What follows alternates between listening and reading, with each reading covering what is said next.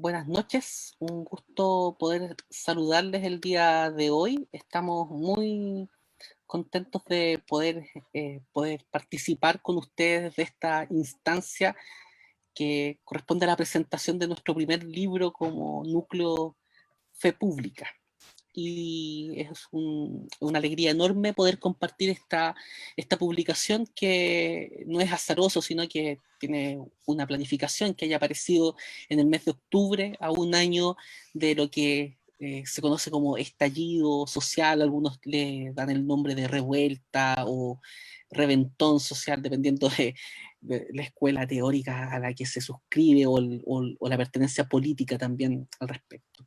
Y hemos creído sumamente pertinente generar este libro que recoge una serie de artículos y de publicaciones que fueron escritos en la marcha del año pasado, entre octubre y noviembre del año pasado, a modo también de un testimonio histórico que queremos y pretendemos dejar para el futuro y también, ¿por qué no decirlo?, para el presente. Cómo evangélicos estamos pensando la realidad social, la realidad de nuestro país, y no negándonos a pensar el Chile en el cual estamos viviendo. Así que esa ha sido la invitación.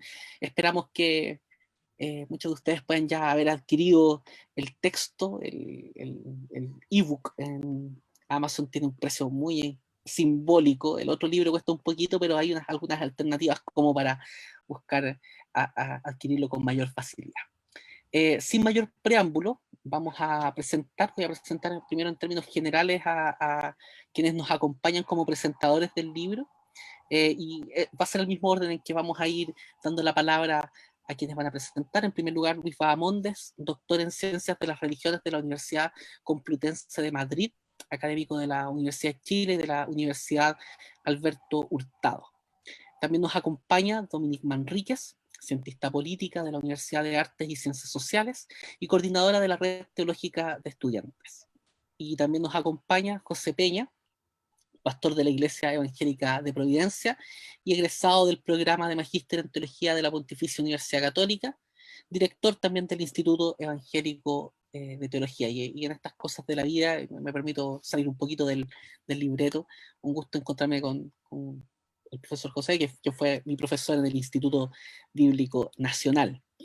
Esta actividad está patrocinada por el Centro de Investigaciones Socioculturales, CISOC, de la Universidad Alberto Hurtado, por la Red Teológica de Estudiantes y por la revista virtual Estudios Evangélicos. Y como núcleo Fe Pública queremos dar inicio entonces a esta ocasión.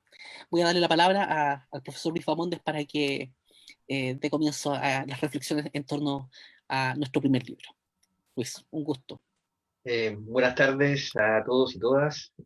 Agradecer desde ya la invitación a comentar el presente libro y felicitar la iniciativa llevada a cabo por el Núcleo de Estudios de Fe Pública.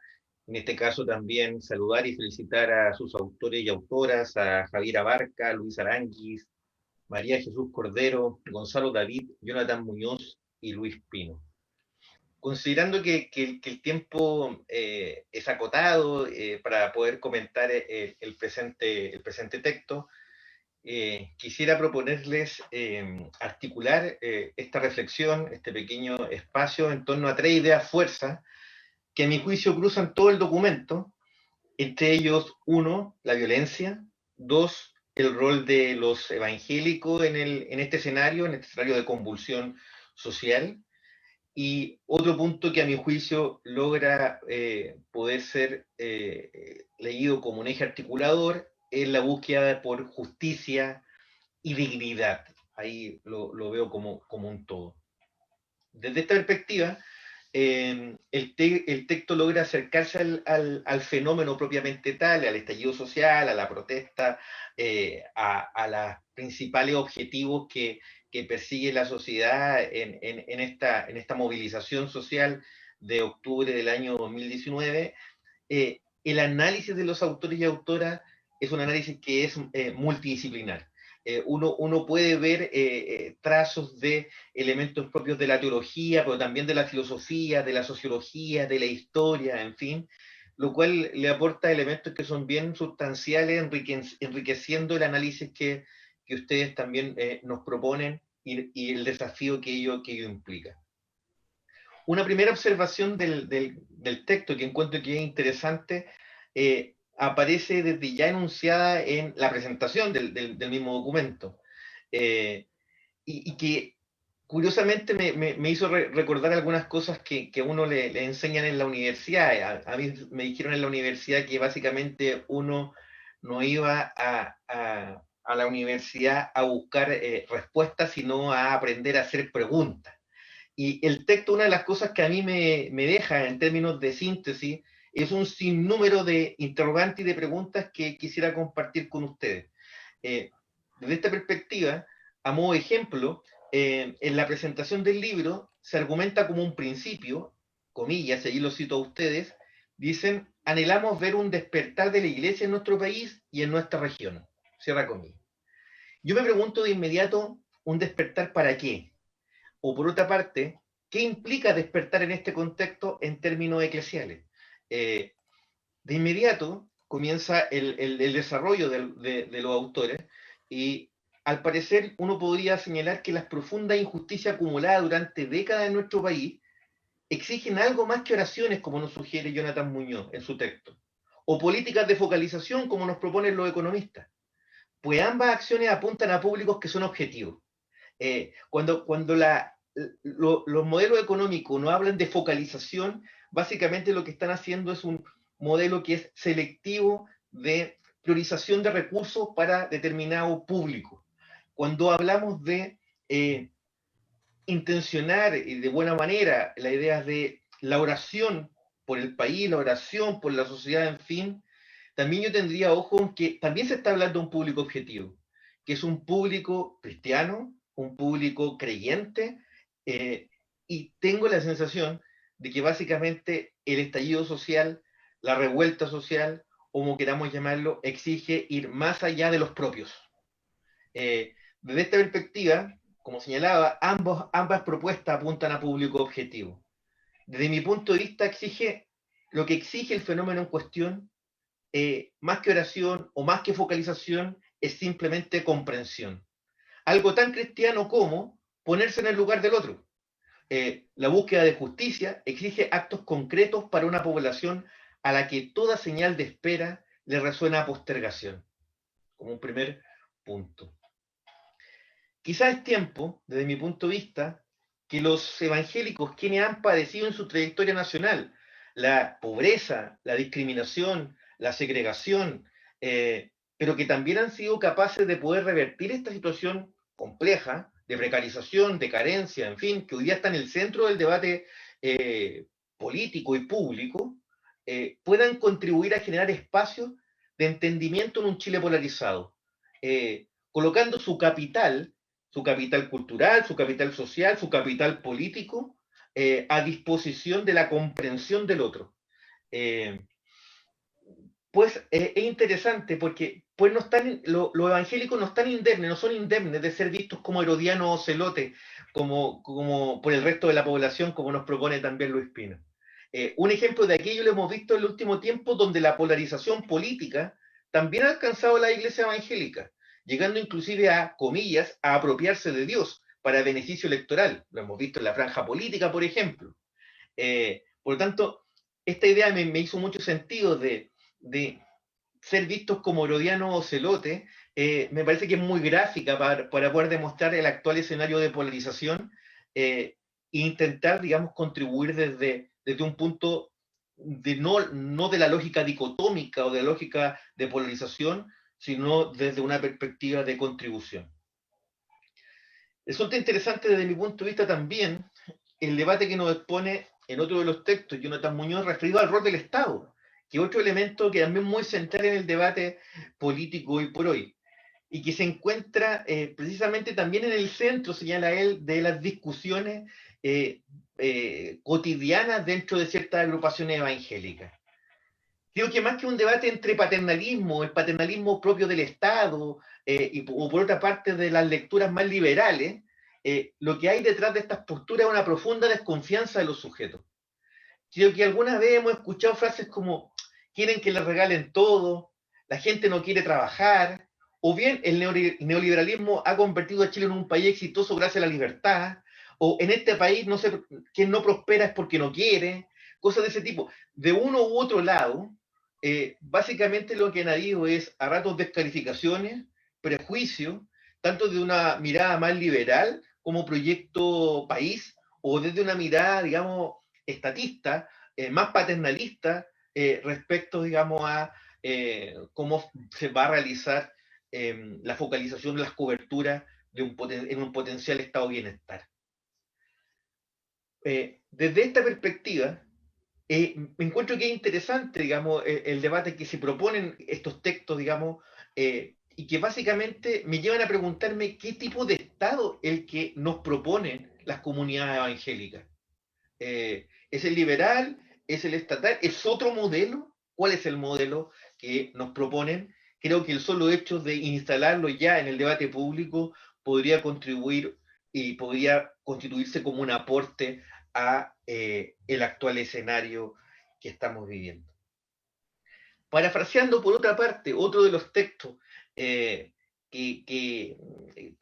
están, digamos, de alguna manera fortalecen la propuesta que se plantea en el documento, me encuentro con el texto de Luis Arangui, quien a partir de cierta figura logra preguntarse si Chile despertó, y yo le devolvería la pregunta es si las iglesias también.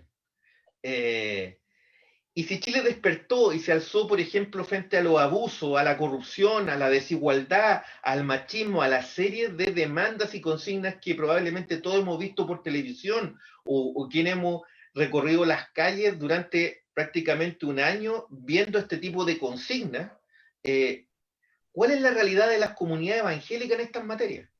Eh, Porque una de las cosas que también es interesante es que por momento eh, se mira el fenómeno desde fuera, se mira el fenómeno con cierta distancia, pero resulta que una de las cosas que sabemos, quienes nos dedicamos a los estudios sociológicos, socioantropológicos del fenómeno religioso, es que las comunidades religiosas, sea de la religión que sea, son también, generan, digamos, interacciones y dinámicas que de alguna manera reproducen lo que ocurre en el resto de la sociedad, no son núcleos distintos a lo que ocurre en el resto. Por lo tanto, si todas estas demandas de equidad o de distribución de recursos, en fin, ¿qué están haciendo las iglesias hoy día para, en general lo digo, para ajustarse, digamos, a las demandas ciudadanas y también probablemente las demandas de su propia feligresía? Finalmente, hay un elemento que quisiera abordar respecto a algunos conceptos y apreciaciones que autores como Javier Abarca, Gonzalo David o María Jesús Cordero señalan en su propia argumentación. La superioridad moral a la cual alude el texto de Javier Abarca, desde mi punto de vista, resulta un acierto para leer el actual escenario de violencia, pues nos instala el germen del odio ante el otro, inhibiendo la comprensión de su realidad. La violencia no es un camino viable en una democracia, que es lo que también nos plantea Gonzalo David. No obstante, tampoco lo es el abuso de mi punto de vista. Por lo cual, lejos de caer a la ley del empate, mi propuesta es la condena absoluta a cualquier tipo de violencia, física, psicológica o simbólica, por ejemplo. Me gustaría ver al pueblo evangélico levantarse, despertar, como señalan un sinnúmero de textos, frente a la colusión, los abusos sexuales, la corrupción, la segregación, la discriminación, en fin.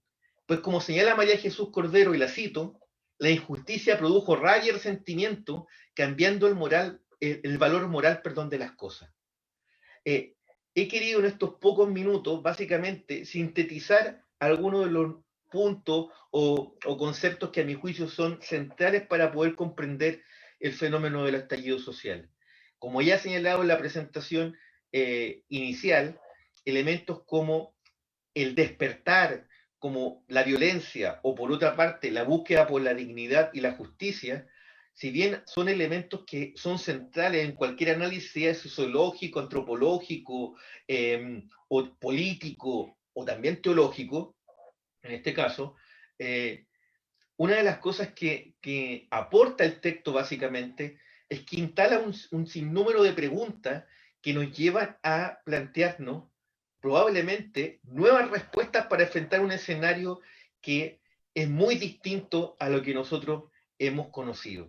Eh, Finalmente, otro de los puntos que quisiera abordar es, agradezco, digamos, la generación de este tipo de documentos porque lejos de intentar, por una parte, convencer al otro de manera forzada, una de las cosas que la serie de textos que están planteados acá, los 7 documentos, lo que proponen básicamente es un diálogo, es una interpelación correcta, en buena lid, donde básicamente lo que nos proponen es entrar a un desafío no menor en un Chile polarizado, que es básicamente el diálogo, la conversación y por otra parte el intercambio de ideas que en algunos casos probablemente no compartiremos, pero que básicamente van construyendo un Chile mejor. Básicamente lo dejaría hasta ahí en honor al tiempo y para no restarle minutos al resto de los ponentes.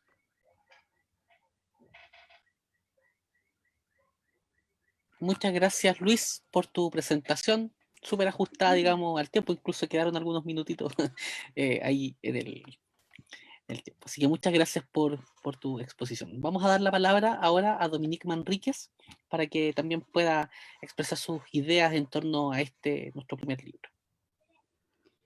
Primero que todo, saludar a quienes nos están escuchando y agradecer la invitación a leer este texto, este libro, ¿cierto? Este compendio de 7 artículos. Antes de ir a comentar el documento, me gustaría establecer algunos elementos preliminares en mi rol de coordinadora de la Red Teológica de Estudiantes, es decir, en torno a la educación teológica en Chile. Quisiera señalar que Chile cuenta con 23 instituciones de teología evangélica protestante y de las cuales el 70% corresponde a seminarios teológicos desde corrientes pentecostales. ¿Qué es lo que hemos observado desde el estallido social y pandemia? Que hay un silencio de estos espacios en la generación o en la promoción de seminarios, conversatorios, ¿cierto?, que permitan acompañar a las iglesias y a las comunidades de fe para leer el contexto sociopolítico nacional. Y este acompañar en términos de releer o leer el contexto sociopolítico, tiene que ir más allá o va más allá de este apruebo o rechazo, ¿sí? Esto ha ocurrido de forma muy similar en Ecuador el año pasado. Que es lo que también hemos observado, que desde el año 2015 hay una emergencia de espacios alternativos construidos por jóvenes cristianos con formación universitaria y que tienen una inquietud bastante particular, que es establecer espacios de diálogo y de debate en torno al rol de la iglesia. Tenemos espacios y organizaciones como Pensamiento Pentecostal, El Otro Canuto, Ecologos, RT, que nace el 2017, Pensando en Lenguas, Comunidad Magdala, Diálogos, Fe Pública, Mujeres Ruaj. O sea, hay una emergencia desde el 2015 en estos espacios de diálogo, ¿cierto? Y ¿con qué nos encontramos antes del estallido social? Me parece que hay un diagnóstico común de todos estos espacios que tiene que ver con la falta de diálogo del mundo evangélico. Hay un cuestionamiento a los modelos eclesiales, hoy día lo vimos en la mañana con lo que ocurrió con el pastor Chaparro, ¿sí? Entonces hay un cuestionamiento, ¿cierto?, a los modelos eclesiales a partir de ciertos escándalos que son publicados a través de los medios de comunicación. Esta pregunta pareciera ser que no tenemos tan claro el rol de la iglesia y la emergente relevancia que toma en las doctrinas. Hoy día el volver a la doctrina, el saber desde dónde construimos teología, cómo estamos leyendo la Biblia, son elementos preliminares. Y en este contexto viene el estallido social y ustedes nos presentan esta serie de documentos que me parece que es muy pertinente y un ejercicio que a veces nos cuesta hacer en el mundo evangélico y sobre todo desde los seminarios teológicos. Es interesante porque estos 7 artículos comienzan a escribirse el 19 de octubre y el último se escribe el 16 de noviembre. O sea, menos de un mes, 7 artículos reflexionando en torno a posibles respuestas, ¿cierto? A temas vinculados como la violencia, la injusticia, la cuestión del mal, que lo aborda Javier Abarca, la dignidad. Y desde una corriente reformacional, que eso me parece muy significativo. Es decir, tenemos una propuesta y se sincera desde dónde se construyen estas posibles respuestas y alternativas para el abordaje y la lectura del contexto sociopolítico. El texto logra evidenciar de muy buena manera el problema de la polarización social y cómo esto ha permeado al mundo evangélico, ¿cierto? Y que lo que vemos en redes sociales, discursos maniqueístas que lo aborda Jonathan Muñoz, y a mí me parece que también vemos discursos monistas, ¿ya? En redes sociales. También el texto problematiza en torno a la fragilidad doctrinal, o también como aborda el texto, una falta de doctrina en torno a lo que entendemos nuestra cosmovisión como cristiana. ¿Y cuáles son las consecuencias de ello? Es primero la captura la captura de sectores del mundo evangélico a proyectos políticos, ¿sí?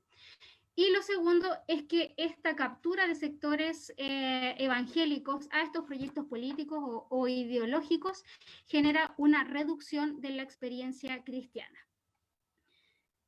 Que lo que además aborda el texto es instalar la necesidad de la generación, de la construcción de una nueva ficción, que lo plantea muy bien Luis Aranguis, y esta nueva ficción entendida como un nuevo horizonte de sentido desde el mundo cristiano. Y quisiera profundizar en 2 artículos que me parece que son muy interesantes y que son escritos además por 2 mujeres. El primero es el de Javier Abarca, Guarda tu espada. La autora establece esta vinculación entre la obligación moral y la idea de Dios, y en este sentido podemos entender a Dios como un ser moral.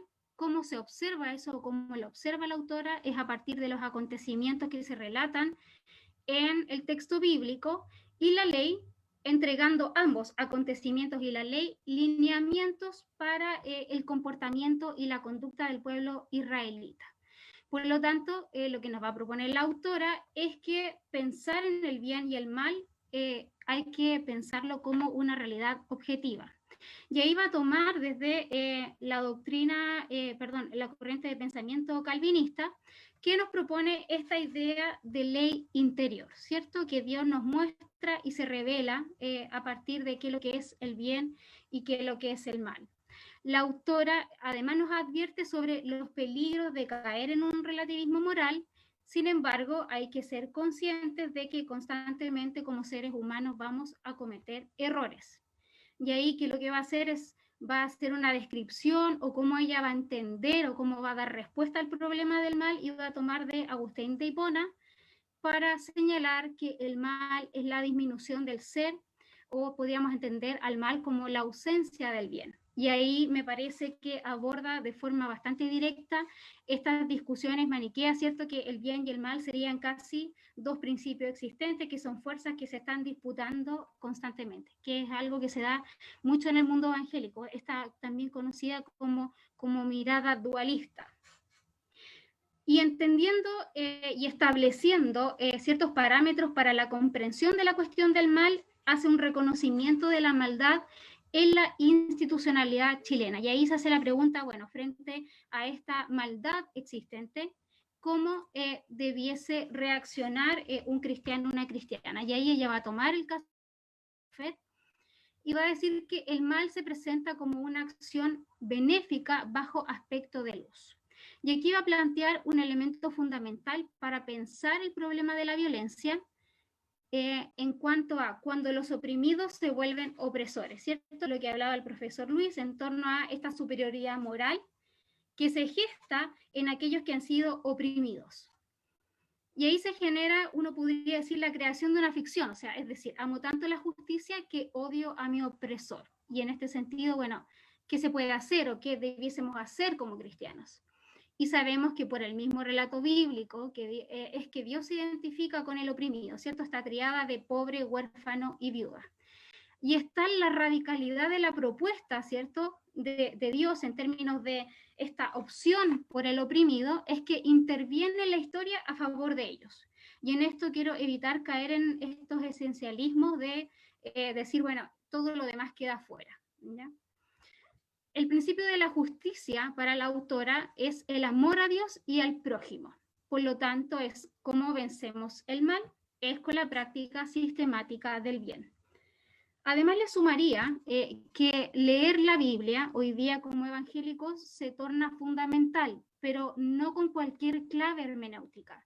Mi propuesta es leer la Biblia desde una clave hermenéutica que es Jesucristo, ¿ya? Porque es importante reconocer que hay pasajes de la Biblia que son complejos, que son difíciles, ¿ya? Que si uno hace una lectura literal o maniquea, ¿cierto? O monista, podríamos decir que se legitima la violencia. Y solo quiero señalar pasajes rápidos de la Biblia como el levita y su esposa, ¿cierto? En Isaías se relata la muerte a mujeres embarazadas por temas territoriales.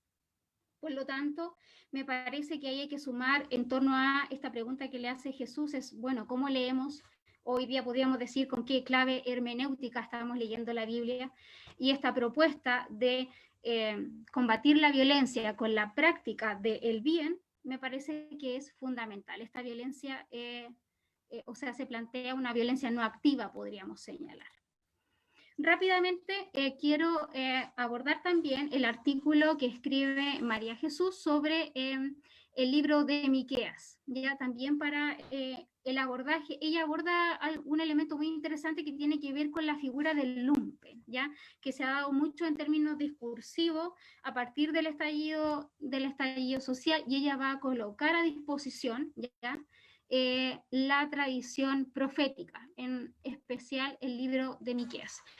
Ella en su artículo nos comenta un poco su trayectoria en términos laborales, su trabajo en el Sename, el programa Servicio País, etcétera. Nos cuenta una serie de vulneraciones que ocurren en estos espacios a las personas más deprivadas socioeconómicamente, y como ya les comentaba, aborda esta figura del lumpen, pero desde una perspectiva, y nos invita a comprender o a intentar observar que es un fenómeno multidimensional, que no es violencia por violencia, sino que es la suma de una serie de vulneraciones, ya sea educativas, económicas, injusticias sociales, que finalmente constituyen este sujeto, ¿cierto? Y ella va a utilizar, ¿cierto?, a André Bellier, que escribe sobre el pensamiento social y económico de Calvino, y nos plantea esta idea de función social entre ricos y pobres. Es decir, que el rico no sea más rico y el pobre que no sea más pobre. Hay ahí una convergencia, hay un establecimiento de una relación entre ricos y pobres, ¿ya? Sin embargo, la misma autora nos va a plantear que a partir de esta anarquía del corazón, que se traduce básicamente en el acaparamiento irrefrenable, es que el pobre es víctima del pecado colectivo. Y para mí esto es fundamental, es decir, como evangélicos, como mundo evangélico, comprender que el pecado no es solo entendido a nivel individual, sino que también podemos entender el pecado como algo colectivo, como algo estructural, ¿cierto?, que hoy día aquejan a las personas, ¿ya? Y ahí me parece que tenemos un elemento para comenzar a aproximarnos desde una perspectiva más teológica a cómo vamos a entender la injusticia social. Hay un abuso de posiciones de privilegio a quienes se rebelan a través de la violencia, y la misma autora nos va a decir, bueno, las iglesias permanecen en silencio, ¿cierto? Entonces, a partir de estos tres fenómenos, abuso de posiciones de privilegio, quienes se rebelan a través de la violencia física, y lo que hemos visto, y además estas iglesias que permanecen en silencio, va a tomar al profeta Miqueas para poder responder, ¿sí? Y desde la tradición reformada, ya va a tomar el concepto de justicia primaria de Wohlstorff como una justicia primaria entendida como una mediadora entre los seres humanos que viven en sociedad y que exigen una acción o abstención de la conducta para el cuidado del prójimo. Y desde esta perspectiva, desde este concepto de justicia primaria, la autora nos va a proponer que esto se ha quebrado, esta justicia primaria en términos de esta como relación mediadora entre los seres humanos que viven en la sociedad. Entonces, ¿qué es lo que debiésemos hacer? Ahí vuelve la pregunta, ¿qué debiésemos hacer? Practicar justicia, como lo plantea Miqueas, el relato, ¿cierto? Miqueas 6:8, para poder restituir esta justicia primaria. Quizás con qué ideas me quedo también del texto y que me invitan a reflexionar, y creo que también el profesor Luis ya lo señaló, es cómo preguntarnos primero, bueno, si la Iglesia despertó, y en ese despertar, si efectivamente hoy día nosotros como mundo evangélico podemos ser capaces de pesquisar y detectar aquellas causas que contribuyen a la generación de esta desigualdad, ¿ya? Cómo nosotros hemos contribuido a esta molestia social en torno a, por ejemplo, la mala administración eclesiástica, cómo finalmente el mundo evangélico se ha posicionado en el espacio público, etcétera, etcétera. Entonces, me parece que es un muy buen documento. Felicitaciones a los autores y principalmente a las autoras, porque me alegra mucho que se estén animando mujeres a escribir. Y me quedan muchas preguntas en torno al relato que quizás se pueda después dar un espacio para poder dialogar. Eso, gracias. Muchas gracias, Dominique. Un gusto haber escuchado también tu exposición. Ahora vamos a dar la palabra a José Peña para que también nos presente su mirada respecto de el primer libro de Fe Pública. Bien, un saludo a todos, cordial, a Fe Pública principalmente, a los escritores que han sido convocados para la formación de este libro, de todos estos artículos. También aquí a Luis y a Dominique por una exposición muy aclaratoria y que desafía a plantearnos ahí problemáticas de las que nos tenemos que hacer cargo. Javiera, Luis, María Jesús, Gonzalo, Jonathan y Luis Pino, el presbiteriano, no el pentecostal, el presbiteriano, han hecho un gran esfuerzo por observar, pensar y luego hablar. Esto se parece un poquitito al método en la teología latinoamericana. Un ejercicio que no es muy popular en tiempos de disparo fácil a través de las redes sobre todo. A varios ya les conozco y sé de sus inquietudes intelectuales y tengo la certeza de que esas inquietudes intelectuales también al mismo tiempo son espirituales. No se puede disociar ambas cuestiones. A los demás los acabo de conocer a partir del libro, ¿ya? Lo he hecho de una forma especial acercándome a ustedes por medio de la lectura de sus respectivos artículos. De alguna manera siento que esto me ha permitido comprender la forma mentis de cada uno, al menos en lo que respecta al tema que les motivó a unirse con el fin de abordar la contingencia del país con una mayor altura.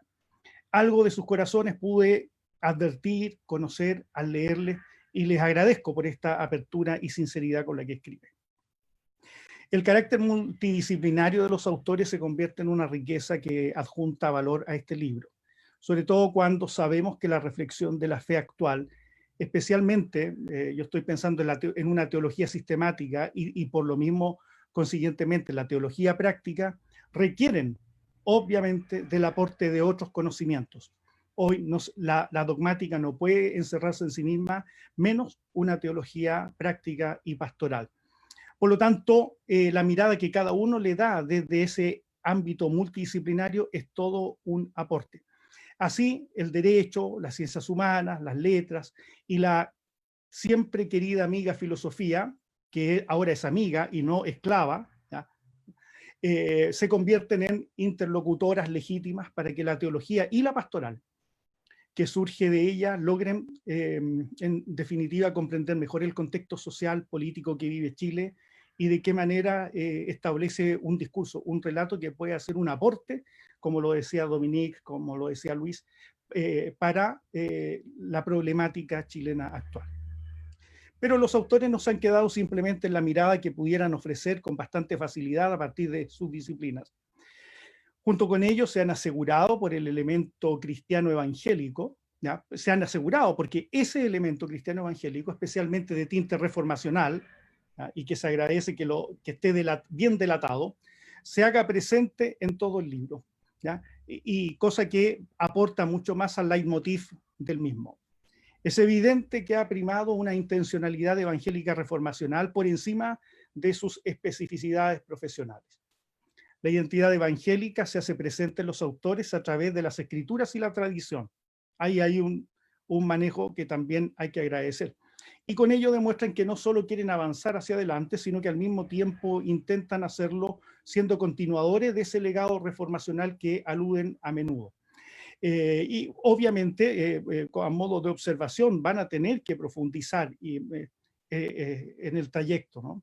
Y comunicar más didácticamente sobre el pensamiento reformacional, más todavía en bien de una mayor promoción de esos lineamientos teológicos específicos que son muy poco conocibles, advertibles, al menos en la masa evangélica chilena, la gran masa evangélica chilena. Entonces ahí hay un público que hay que alcanzar, ¿ya? La recurrencia a la tradición reformada está claro que enriquece el libro y espero que despierte el interés de todos los lectores. Asimismo, el uso responsable y recurrente de la Sagrada Escritura también ayuda. Este intento por hallar fundamentación bíblica resulta determinante para poder demostrar que lo que se dice ha nacido de un esfuerzo honesto de interpretación y fidelidad a uno de los basamentos más importantes para nosotros, la Iglesia evangélica, cuando se trata de decir algo, que es un intento por tratar de decirlo desde la Escritura, aunque debemos reconocer con humildad que no siempre lo conseguimos. Todo ello, escritura y tradición, unido a referencias clásicas de la línea reformacional de los últimos siglos, ya 150 años, 200 años, como también las referencias actualizadas de otros autores, contribuyen al método de cada artículo, porque se advierte también hay una metodología que subyace a los artículos. Y eso, el tema metodológico también es importante porque al final es gracias al método y la destreza del escritor que se terminan arrojando resultados y reflexiones valiosas en tanto propuestas para la contingencia del país. Los lectores evaluarán eso también, no nosotros. La Iglesia siempre ha debido anunciar su mensaje en contextos, eso nos queda claro. Y creo que eso también intentan hacer los autores. Uno fue el contexto de las primeras décadas del siglo I de la era cristiana, otro el siglo IV, en plena controversia cristológica, antiarreanas, pelagianas, etc. Otro el contexto de la reforma del siglo XVI y por supuesto otro el contexto en que se desarrolla el pensamiento reformacional en los siglos XIX y XX. Y qué decir de nuestro propio contexto posmoderno, si se quiere, ¿ya? Aún no me convence esa denominación, pero bueno, a ese principio unificador han recurrido los autores. El tema del contexto, para decir algo actualizado y contingente al escenario nacional por estos días, apelando a la intemporalidad de la fe en Jesús, que eso es lo que yo también debo agradecer y destacar. Han hecho un esfuerzo por entender la fe en clave hermenéutica, aunque siguen quedando tareas pendientes. Y esa clave hermenéutica es importante para que sus ideas se encuentren resonancia hoy. Si van a hablar desde una hermenéutica decimonónica, hoy día las personas no entenderán el mensaje que se quiere transmitir. Además de eso, se han mostrado legítimamente inquietos, y eso es llamativo, muy inquietos, y movidos a decir algo antes que quedar en silencio. Y por eso yo personalmente se los agradezco. Pero su decir algo no ha sido ocioso, sino más bien reflexionado, ¿ya? Y de ahí su aporte que ameritaba ser publicado, pienso yo. Con este libro han contribuido a decir algo sobre su fe en el contexto que les ha tocado vivir. El clima de polarización ideológica que nos ha llevado a la intolerancia, a los permanentes brotes de pecaminosa violencia, ya seamos creyentes o no, a esos escenarios sociales de hambre y pobreza que se logran constatar en algunos artículos. También las interminables historias de seres humanos alienados injustamente, entre otros fenómenos que van surgiendo y van siendo descritos en el libro, exigen a la iglesia mensajes fundantes, que funden una nueva iglesia, quizá, y acciones que promocionen la paz, como asimismo que permitan resignificar el evangelio, sin que ello signifique cambiar la verdad eterna y sus fundamentos. O sea, aquí nos encontramos frente a lo que diría Tillich, cómo lo hacemos para ser fieles a la verdad del fundamento, pero al mismo tiempo releer esas verdades fundamentales a la luz de los tiempos que a cada uno le toca enfrentar.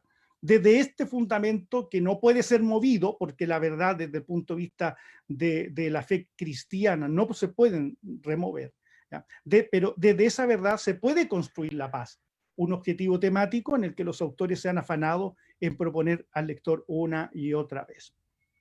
Dentro de una gran riqueza de ideas en el libro puedo mencionar algunas cuantas nada más, como que me llama la atención, como el llamado a la piedad y a la acción mediante una directa exhortación pastoral a la oración, porque es así como lo entiendo. Quizá ahí falte aportar más lenguaje si es que acaso el libro cae en manos de un lector no necesariamente avesado y diestro en nuestro lenguaje críptico, ¿ya? Y eso podría contribuir también para que se entienda qué significa orar también, ¿ya? O qué significa despertar, como bien lo decía Luis, que también plantea problemáticas, ¿ya?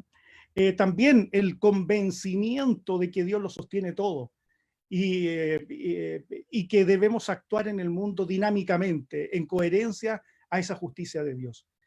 También la esperanza de que solo en Cristo se encuentra el telos definitivo del ser humano, más allá de todo idealismo.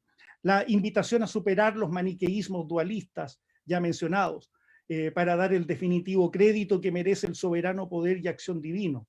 Pero ¿cómo nos las arreglamos para que ese poder soberano y esas acciones divinas no caigan en la abstracción y sean más concretas? ¿Ya? Bueno, ahí hay un desafío que también planteo.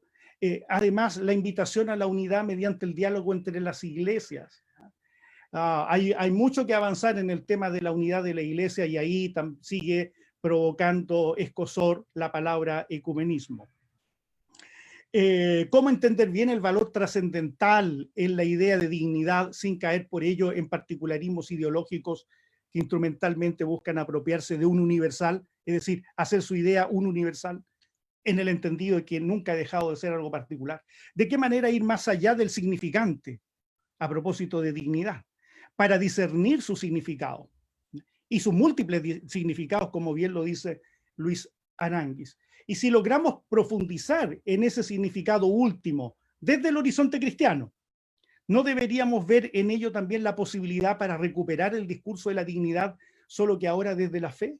O sea, si vamos a hablar de que la dignidad tiene que tener una finalidad última, bueno, ¿cómo la describimos en tanto cristiano, pero sin que ello se encierre en la fe y por lo tanto sea una dignidad útil incluso para el que no cree? Porque Jesús también sirvió a los que no creían. ¿No debería el mensaje cristiano decir algo sobre la dignidad con el objeto de recuperar al ser humano integral? Mi pregunta es si es que acaso eso puede ser iniciado desde una perspectiva reformacional, o habrá que reformar lo ya reformado. También destaco la exhortación a cuidarnos de todo relativismo moral que aparece en algunos artículos.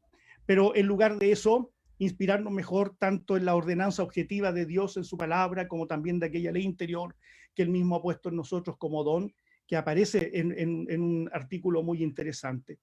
El convencimiento de los autores en que jamás se debe usar la violencia como mecanismo del mal, yo creo que eso es un mensaje que hoy día tiene que salir a la luz con mucho mayor fuerza. Así que se agradece el que aparezca también en este testimonio escrito. Eso de que Jesús hizo otra propuesta diferente al mal, no cabe duda. A la iglesia tenemos que preguntarnos si es que vamos por la misma línea. A veces, por nuestras acciones, da la impresión de que no siempre damos en el blanco. La alusión a la importancia del recurso a la justa resistencia, que me parece también legítimo poner sobre la mesa, cuando enfrentamos una tiranía, por supuesto, y ahí el caso señero de Dietrich Bonhoeffer. Y el modo como los padres reformadores pueden orientar a ese respecto en nuestros tiempos, es decir, traerlos ahora, recuperarlos. ¿Ya? Creo que ahí hay un trabajo de recuperación, de una relectura. La invitación a estar atentos de si acaso para los cristianos hoy es legítimo aceptar cualquier imperio, por más injusto que sea, solo con tal de estar tranquilos, no hacernos problemas y simplemente aceptar el establishment. Quiero destacar también la capacidad de hablar sobre las situaciones de alienación social desde la experiencia y testimonio de trabajo, inquietud personal, porque yo siendo de raigambre pentecostal, esto para mí me toca mucho mi fibra, porque para todos es conocido que la teología pentecostal, si es que cabe decir teología pentecostal, nace precisamente desde la experiencia y el testimonio. Así que se valora ese último artículo en que se da cuenta de que es posible decir algo a partir también de la experiencia y que puede transformarse en un camino objetivo hacia la mejor comprensión del clima violento que vive Chile. El hecho de constatar que muchas violencias también se explican a partir de las injusticias sufridas y que acarrean resentimiento, me llamó mucho la atención eso. Pocos se atreven a tratar de hacer una lectura sobre el problema de la violencia a partir de los resentimientos que subyacen en las alienaciones sociales, como la pobreza. La responsabilidad también que le cabe a la Iglesia, para que no nos quedemos callados respecto a eso. Hay una responsabilidad en la Iglesia cuando en algunos momentos ha guardado silencio, que es lo que mis antecesores también mencionaban. ¿Ya? La Iglesia en determinados momentos ha guardado silencio en lugar de denunciar el mal. Comodidad, compromiso ideológico, ¿qué habrá detrás? Todas estas ideas que aquí menciono, sueltas nada más, forman parte de las reflexiones que se pueden encontrar en este libro. Finalmente, un libro como este, que desde la fe evangélica se atreva a pensar en el país y su convulsión actual, se convierte en una posibilidad, una oportunidad para decir lo fundamental de manera inteligente y creativa, que la gracia y soberanía del Señor es posible aún en el escenario más difícil. Solo que creo que tenemos que hacerlo mucho más aterrizado y concreto para que no se volatilice en el discurso. Por otra parte, todos sabemos que la dimensión pastoral mucho tiene que ver con la orientación, yo que soy pastor, el acompañamiento y el cuidado espiritual de las almas. Pero el trabajo pastoral también tiene un aspecto más draconiano, porque guarda relación con la exhortación, la corrección y la disciplina. En ese sentido, el presente libro bien puede hacer de compañía orientadora a algunos y al mismo tiempo actuar como ente corrector, si es que por ahí hubiese algún lector que ha llegado a olvidar que ante todo debe creer y actuar en el mundo sujeto a Jesucristo, que es el Señor de la historia y de la creación. Y que sea el Señor quien guía a los pueblos hacia el verdadero despertar de sus dignidades y la Iglesia aquí orando, pero con el mazo dando. Gracias. Muchas gracias, profesor José Peña, por acompañarnos también en su reflexión. Como ustedes han visto, las reflexiones fueron evidentemente, tanto Luis como Dominique y José tienen formaciones académicas en distintas disciplinas y áreas del saber, pero también fuimos invitándoles para que hablaran desde un plano más desde la academia, en el caso de Dominique, para darnos cuenta también cómo este libro podía beneficiar a estudiantes de teología y por su parte a José Peña desde su experiencia pastoral también para referirnos a esto y hemos querido involucrar todos esos aspectos en esta presentación. Ahora quisiera dirigir algunas pocas palabras a nombre del Núcleo Fe Pública y en primer lugar agradecer en este caso a Luis Bamón, de Dominique Manríquez y a José Peña por sus sentidas, clarificadoras y problematizadoras lecturas de nuestro primer libro. Agradecemos porque no se trata de una crítica per se, sino de una que engrandece el debate público y muchas gracias también por las preguntas que nos dejan. Agradecemos al Centro de Investigaciones Sociales de la Universidad Alberto Hurtado, a la Red Teológica de Estudiantes, a la revista virtual Estudios Evangélicos por patrocinar esta actividad. El 14 de septiembre del año pasado realizamos nuestra primera actividad como núcleo sin presentarnos como tal.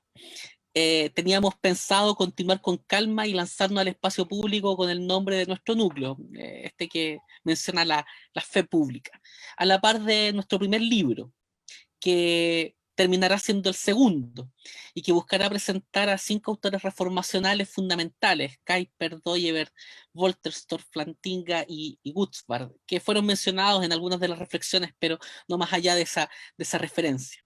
Y la finalidad de ese, que iba a ser el primero y ahora será el segundo libro, en este caso, buscará acercar a estos autores y leerlos para Chile y América Latina del siglo XXI y no en pos de realizaciones de copias ahistóricas. Pero llegó el 18 de octubre de 2019, un día que, como diría Paul Ricoeur, tiene la fuerza de un hito monstruo que nos modificó en la cotidianidad, en nuestra forma de pensar el tiempo histórico y la sociedad, junto con la vida en la ciudad y, por supuesto, también inclusive en la práctica de nuestra fe. En ese contexto creímos que lo más pertinente era hablar de verdad, de escucharnos también con otros de verdad y hacer el esfuerzo también de pensar de verdad. Los artículos del libro Una dignidad despierta, reflexiones evangélicas sobre el octubre chileno, fueron escritos sin exagerar en medio de una de las crisis más grandes vividas en la historia política chilena. Fueron realizados también con el anhelo por la paz en la ciudad en la que nos toca vivir, y con una clara conciencia que no podíamos confundirnos ni embobarnos con un sentido de urgencia que nos hiciera perder de vista lo realmente importante, a saber, como creyentes, que Cristo es Señor sobre todo y que solo Él tiene el poder de hacer nuevas todas las cosas. Creemos en esta idea que el mundo, con sus sombras y muertes, además pueden seguir siendo el teatro de la gloria de Dios, como diría Calvino, porque es Él y solo Dios guía la historia hacia su consumación final, en los que la dignidad y la justicia serán más que un anhelo y un eslogan vacíos de sentido. Este primer libro del Núcleo Fe Pública, a un año de los hechos del octubre chileno, viene también a ser un testimonio histórico de lo que un grupo de evangélicos pensábamos en esos días. Como se mencionó, el primer artículo fue escrito un día después del 18 de octubre, y el segundo, el último fue escrito el 16 de noviembre, a un día después del acuerdo constitucional, o sea, en la misma vorágine de todo lo que estaba ocurriendo en aquellos días. Y van a ser un testimonio de cómo evangélicos mirábamos esa realidad. Pues todo esto forma parte también de nuestra misión como núcleo, que está recién dando sus primeros pasos, ser un espacio de encuentro entre cristianos evangélicos dedicados a trabajar desde el pensamiento reformacional en colaboración y comunidad, anhelando, imaginando, pensando, diseñando y haciendo esfuerzos conjuntos que faciliten la manifestación del reino de Cristo y permitan su mayor visibilidad en todos los ámbitos de la realidad cristiana, extendiendo la justicia, la paz y la alegría que caracterizan al reino de Dios. Cosa que a veces pareciera no ser en medio de tanta seriedad de la muerte que abunda en medio de testimonios que se dicen evangélicos. Pronto les vamos a invitar a una nueva lectura, aquella del libro que sería el primero y terminó siendo el segundo. Una analogía maravillosa respecto de la vida, porque muchos buscan hacerse de los primeros lugares y no terminan como quisieran. Pues como canta un bello himno protestante, un día morirán los señores del mundo, mas su reino no acaba jamás. Muchas gracias a quienes pudieron participar de esta instancia ahí por el Facebook de el Núcleo Fe Pública. La grabación va a quedar registrada allí también para quienes puedan verla con posteridad. Algunos avisos simplemente ya más prácticos en este caso. Contarles que a las 10 de la noche serán entrevistados en el programa Fuente Directa del canal Nuevos Comienzos, canal 15.3 de la señal digital, nuestros hermanos Javier Abarca y Jonathan Muñoz. Ambos son profesores del Seminario Teológico Presbiteriano e integrantes del Núcleo de Estudios Fe Pública, y formaron parte de quienes escribieron este libro, Una dignidad despierta, que acaba de ser lanzado, y van a ser entrevistados en ocasión de aquello esta noche en ese canal, que puede ser visto también por internet a través de la página nctv.cl/vivo. Ya, repito la página, nstv.cl/vivo. Les invitamos también a adquirir el libro en Amazon. El ebook, como ustedes han visto, tiene un precio más que asequible, es un precio bastante simbólico. Y el libro impreso a demanda, también su precio es económico, solo que se ve encarecido por los gastos de envío, y ahí les sugerimos asociarse con amigos y amigas para adquirirlo a un precio más conveniente, reduciendo así los gastos de envío, una buena práctica que se podría hacer para adquirir algunos textos en mayor cantidad. Eso, muchas gracias. Esperamos invitarles a una nueva ocasión para seguir pensando el Chile que nos toca vivir.